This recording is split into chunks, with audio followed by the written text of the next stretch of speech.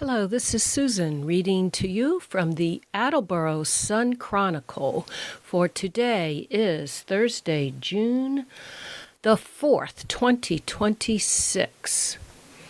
On our first story in the Sun Chronicle today, aging signals cause crashes at Attleboro intersection by Rhiannon Watkins. Attleboro. When the Beatles were topping the charts, the traffic lights at County and Tiffany Streets were already guiding drivers through the busy intersection. More than half a century later, as former Beatle Sir Paul McCartney prepares to release his 20th solo album, the 1960s-era signals are still there, though not always working properly. City officials say the aging lights have contributed to crashes and delays in recent weeks and now require complex repairs.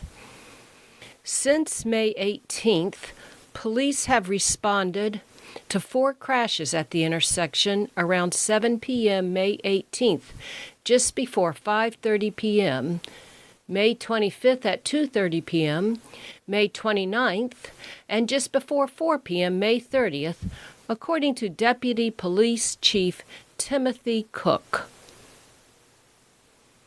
Cook said no injuries were reported in the accidents. The light on County Street has been intermittently switching from its regular cycle to flashing yellow, while the Tiffany Street light has been flashing red, he said. While most traffic signal issues are fixed within a day, these lights are taking longer to repair because they are the oldest in the city, said Public Works Superintendent Mike Tyler. We've just been going back up and resetting it, but the last time I went to reset it, it actually showed a fault that I was not familiar with, he said. A traffic light contractor inspected the signal Tuesday and determined it had a faulty controller, essentially the brain that maintains proper timing. Because of the age of the control box and other components, finding a compatible controller has been difficult, Tyler said. The repair will require a more complicated retrofit and potentially replacement of additional components inside the box. The process is expected to take 3 to 4 days, he said. In the meantime, police are monitoring the area more closely and temporary stop signs have been deployed, he said. Mayor Kathleen DeSimone, who has been in discussions with Tyler about the issue, said the city is working to resolve the situation as quickly as possible. If the light is off or malfunctioning, we ask drivers in the area to slow down, pay attention, and follow the general rules of driving. First to arrive, first to go. Yield to the right, straight before turns, she said.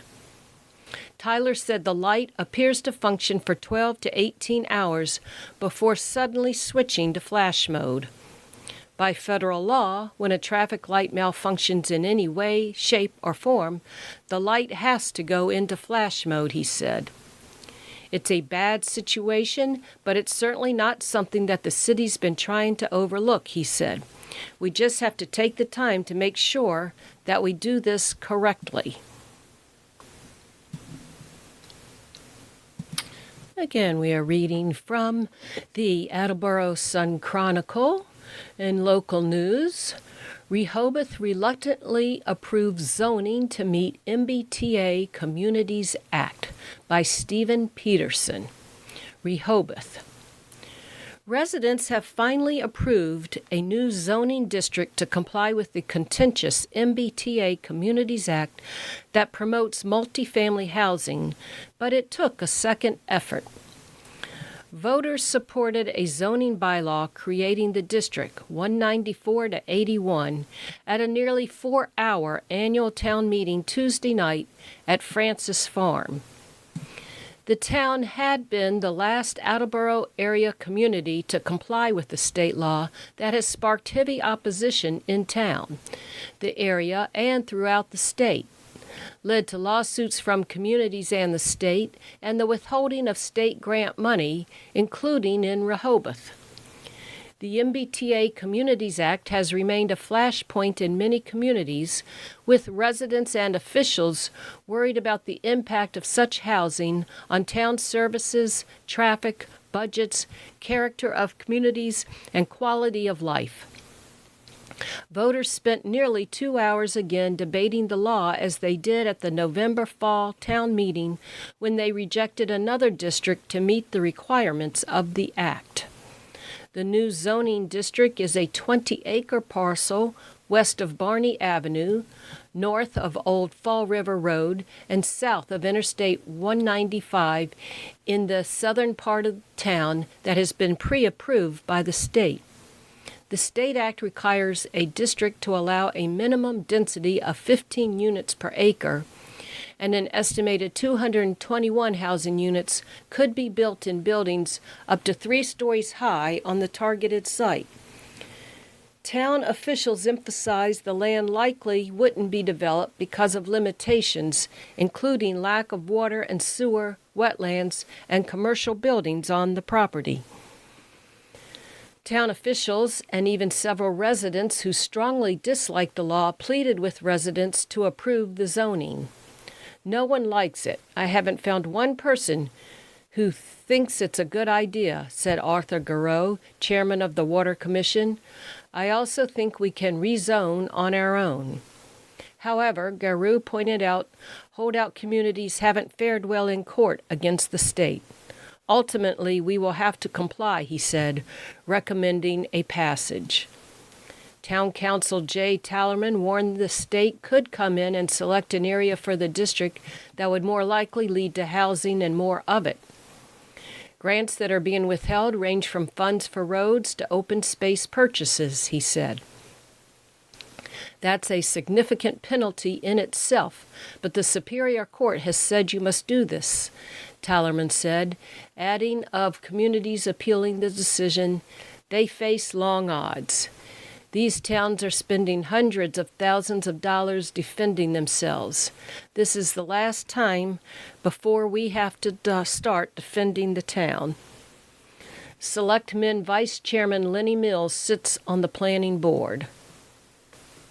If we do nothing, they are going to force us to do it, and they'll pick a spot, Mills said of the state. This is the area it has to go. I don't like it one bit. Resident Fred Dick told voters, if you go along with this, you are going to get more of this from the state. Even though I hate this, you have to vote yes, said James Murray, who was a selectman and planning board member. Robert Matern, chairman of the Conservation Commission, estimated only up to 150 housing units could be built on the site because of wetlands. At a contentious public hearing in March attended by about 50 residents, planning board members voted to forward the proposed district to the Board of Selectmen. Residents at town meeting in November voted 241 to 186 against a bylaw that would have created a 20-acre area off Spring Street in the south end to comply with the law. There are dozens of homes on that property. Rehoboth is one of just a dozen communities in the state that hadn't come into compliance with the MBTA Communities Act. The state is suing 9 of those communities, but Rehoboth had been given a reprieve because of a later deadline, last December 31st. In fact, it was less populated adjacent community, Tallerman said. And let's see, in Foxborough news, Fan Zone lot at Gillette gets liquor license for FIFA World Cup games. Foxborough. World Cup fans will be able to buy beer and wine in a designated parking lot outside Gillette Stadium after the Select Board unanimously approved one-day liquor licenses for the site. The licenses apply to Lot 22, west of the stadium, where a fan fest is planned for the 7 match days, June 13th, 16th, 19th, 23rd, 26th, and 29th, and July 9th. The lot can accommodate an estimated 11,800 fans and will be within a highly secured area. There will be several checkpoints, Police Chief Michael Grace said. It's a secure place. The lot will open before matches and remain open afterward for post-game celebrations. Alcohol sales will be shut down toward the end of games, Grace said, noting that the State Alcoholic Beverage Control Commission is expected to have representatives on site. We have no concerns. There is substantial oversight, Grace said. Grace also reminded board members that some MBTA trains will not depart for Boston until about 3 hours after matches end, leaving ample time for fans to gather in the area. Fans who want additional options can visit restaurants and bars at Patriot Place, he said. The liquor license application was submitted by Gillette Stadium and the Kraft Group. Stadium representatives said food will also be available under tents in the parking lot, similar to past special events at the stadium, including the 2016 Winter Classic hockey game featuring the Boston Bruins. And up next, Norfolk. Norfolk police investigating attempted car theft, truck stolen in Wrentham, by Stephen Peterson. Police are investigating what appears to be an auto theft ring that struck a local business and another in Wrentham. An attempted vehicle theft at Carvana, a car dealer, early Tuesday morning led to the theft of a company truck from a nearby business, police said. Police about 2 a.m. were notified by security personnel at Carvana at 269 Dedham Street on Route 1A that 3 individuals had entered the secured rear vehicle storage lot and were attempting to steal a vehicle. Security personnel reported the suspects appeared to be using tools while attempting to gain access to a Dodge Challenger parked on the property. Officers learned the suspects had fled into a nearby wooded area and during a search of the property located the car that had been entered and showed signs of tampering, police officials said. Officers also located a 2020 BMW X3 near the entrance gate. The vehicle was determined to have been stolen from Linfield, and a Rhode Island license plate was found inside the vehicle that had been reported stolen from East Providence, officials said. Massachusetts State Police responded to assist with the investigation. Investigators subsequently determined the suspects fled through a wooded area to a business in neighboring Wrentham, where they allegedly stole a company truck and fled the area, officials said. The truck was later recovered by Pawtucket police. This appears to have been a coordinated effort involving multiple stolen vehicles and property crimes across several jurisdictions, Police Chief James Barrett said. We appreciate the assistance of our law enforcement partners as we continue to investigate and work to identify those responsible. Anyone with information is asked to contact the Norfolk Police Department at 508-528-3206. And in Attleboro news, Attleboro City Council again halts vote on expanding wetlands buffer, by Ron Watkins. Attleboro. For the second time in 2 meetings, the City Council halted a vote on a contentious proposal to double the city's wetland protection zone using a rare charter objection Tuesday night to delay action until June 16th. It has been nearly a decade, if not longer, since such an objection has been made twice on the same measure, according to Council President Todd Kobus and Vice President Laura Dolan. The wetlands proposal, introduced by Mayor Kathleen DeSimone in February, has drawn strong support from environmentalists and sharp criticism from developers and property owners, with councilors split. At the last full council meeting, Councilor Sarah Reynolds issued the charter objection, immediately ending debate and postponing the vote until the next full council meeting. She cited a lack of transparency from the city about how the expanded buffer would affect residents' properties.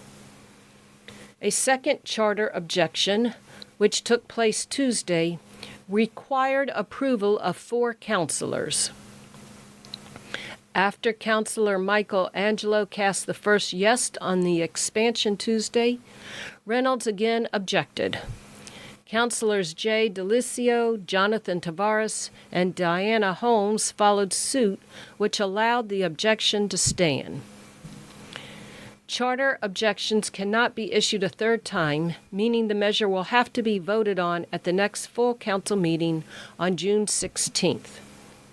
Environmental advocates have backed the measure, citing studies showing buffers under 50 feet are inadequate to absorb stormwater, reduce flooding and drought, or effectively filter water, long-standing issues in the city. They argue 50 feet is the minimum standard. Developers and some property owners contend the expanded buffer would limit development on taxable land. They argue the city's aging water infrastructure is the larger problem and note that drinking water sources, including Manchester Reservoir, Luther Reservoir, Orrs Pond, and the Wading River, are already protected by a state-required 400-foot buffer. Changes to initial proposal. Last week, the council adopted 2 amendments to the proposal. One broadened an exemption for additions to existing single-family homes in previously disturbed areas, like lawns, driveways, or decks, to apply to all dwellings, including multifamily residences. The other set the effective date of January 1st, 8 months after passage, instead of the originally proposed 6 months. Regular wetlands also have a 100-foot state buffer, but the local 25-foot, now proposed 50-foot protection zone acts as a stricter regulation within that area, while the vernal pool buffer is in addition to the state requirement. In more local news, victims of North Attleboro condo complex fire remain locked out of units, by Stephen Peterson and Madison Dunphy. North Attleboro. Nearly 3 weeks after a 7-alarm fire tore through a 34-unit condominium building, about 80 residents remain displaced and still have not been allowed back inside to retrieve their belongings.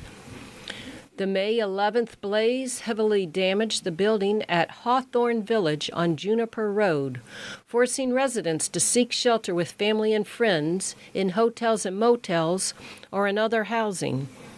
Many say they remain frustrated as they try to rebuild their lives.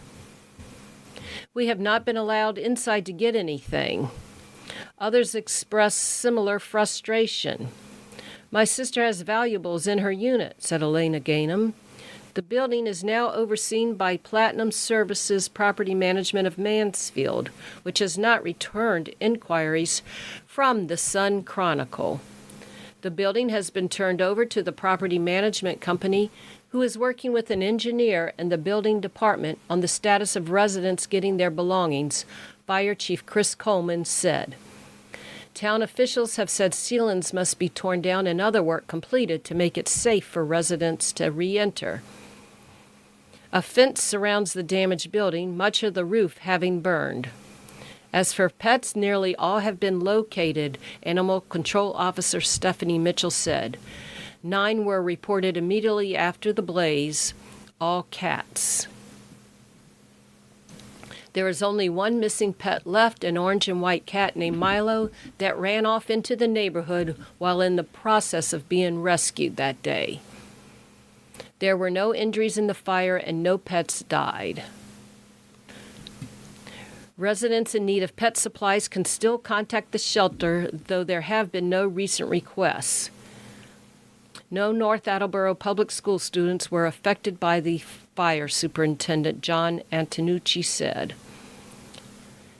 Area businesses collected donations for victims, and the Hockomock Area YMCA accepted gift cards, though that drive has ended. The cause of the fire was traced to a wall air conditioning unit, Coleman said. And back to the FIFA World Cup games. Foxborough Stadium's field back to grass for FIFA World Cup games by Mike Kirby. When Gillette Stadium in Foxborough first opened in 2002, it had a grass surface. That changed in 2006 when artificial turf was installed, which allowed other events like concerts and monster truck shows to be staged without damaging the grass. Now, however, the biggest show in the world, the FIFA World Cup, is coming to Foxborough.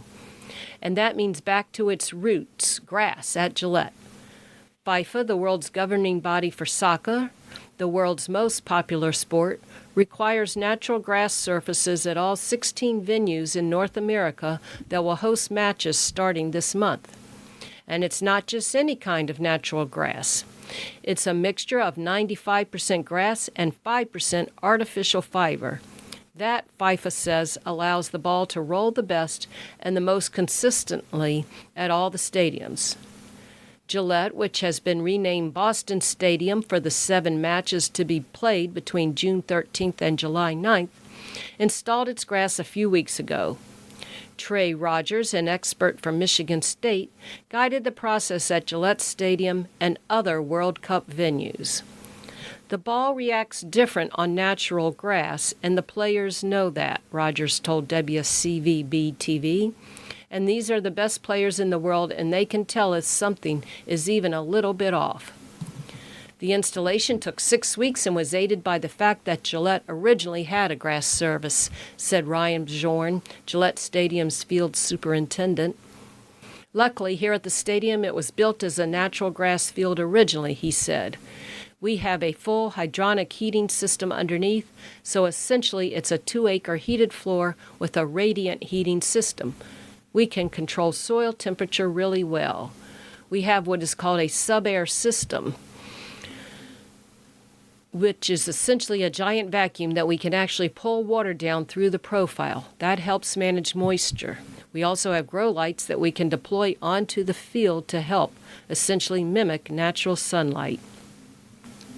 The grass is a mixture of Kentucky bluegrass and perennial rye, with the height maintained at 0.9 inches. Keep off the grass, visitors are warned. Staff meticulously cares for the field, mowing and painting by hand to minimize equipment use. Of the 11 stadiums in the United States that will host FIFA World Cup matches over the next 2 months, 7 of them have synthetic turf, all of which have been replaced by a grass pitch for the upcoming event. If NFL players had their way, the stadiums would keep the grass. Speaking on Steelers defensive lineman Cam Hayward's Not Just Football podcast, NFL Players Association Executive Director J.C. Tretter said the overarching sentiment among players is a desire to play on grass.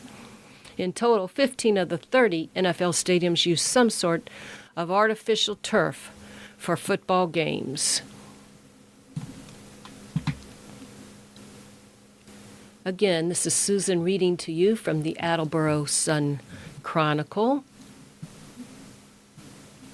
In other news, MBTA opens renovated Foxborough Station, not without a few hitches, by Will Catcher.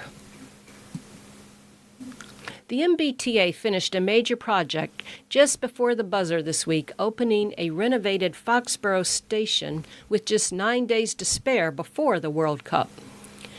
Transit leaders have described the upgrades to the station, located adjacent to Gillette Stadium, as essential to their ambitious transportation plans for the tournament. The MBTA has committed to transporting up to 20,000 fans to each of 7 World Cup matches at the stadium this summer. Without the renovation and newly expanded boarding platforms, carrying that many fans, thousands more than the T has brought to the stadium for an event before, would not have been feasible, officials said. These upgrades at Foxborough Station will help thousands of fans safely and efficiently travel to World Cup matches and other major events while creating lasting transportation improvements for commuters for years to come, Governor Maura Healey said Tuesday while celebrating the reopening at the station. The unveiling drew a crowd of state and local dignitaries, members of Boston's World Cup host committee, and New England Patriots owner Robert Kraft. Still, it featured some hiccups. The event was called for 1:15 p.m., 4 minutes before a commuter rail train was set to arrive at Foxborough Station. Healey and Interim Transportation Secretary Philip Ng tooted the smooth arrival of the train after it glided into the station, and they urged World Cup ticket holders to avoid stadium traffic and take the train to the matches instead. But neither Healey nor Ng rode the train to the event. Both had other events on their schedule beforehand and arrived, as many others did, by car. Had they taken the commuter rail, they would have been late. The train arrived more than 20 minutes behind schedule due to a malfunctioning switch near South Station. After the event, Ng pledged that the T would be prepared for any curveballs on World Cup match days with spare trains on standby and the Foxborough-Franklin commuter rail line reserved for stadium trains. Ahead of the event, Healey's office also touted the fastest permanent station construction project in MBTA history. The project took less than a year and cost $33 million. Boarding 20,000 fans after a match could still take over 3.5 hours, leaving some fans returning to Boston around 4 a.m. after the 9 p.m. match on June 13th. But without the upgrades, boarding could have taken as long as 6 hours, Rod Brooks, a senior advisor to Ng, told the MBTA's board of directors last week. Foxborough Station represents what can be achieved when public and private partners work together toward a common goal, Robert Kraft, owner of the New England Patriots and Gillette Stadium, said in a statement Tuesday. Again, this has been Susan reading to you from the Foxborough Sun Chronicle. Today is Thursday, June 4th, 2026.